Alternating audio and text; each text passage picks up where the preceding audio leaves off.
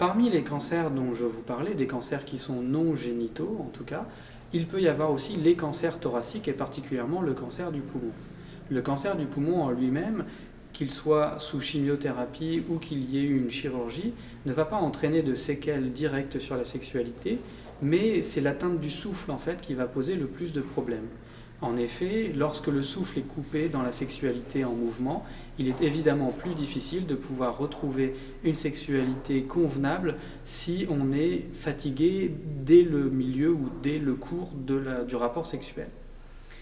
Alors évidemment, tout ça va nécessiter une certaine adaptation et pour s'adapter à ça, il va être nécessaire de choisir des positions sexuelles préférentielles et notamment des positions sexuelles passives pour le malade. Alors, passive ne veut pas dire que l'on ne fait rien du tout, c'est juste que l'on choisit une position dans laquelle on va être installé confortablement et dans laquelle c'est le ou la partenaire qui va faire le plus gros du mouvement de manière à limiter l'impact sur le souffle.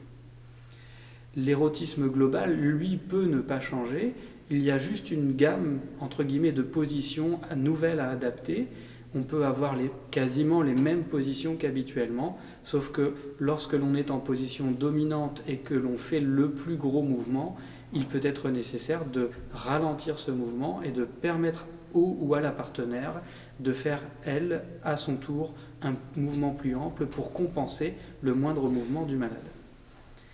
Dans tous les cas, si cela est nécessaire, vous pouvez toujours en parler avec le psychologue, avec l'oncologue ou avec le sexologue, le ou la sexologue, de manière à trouver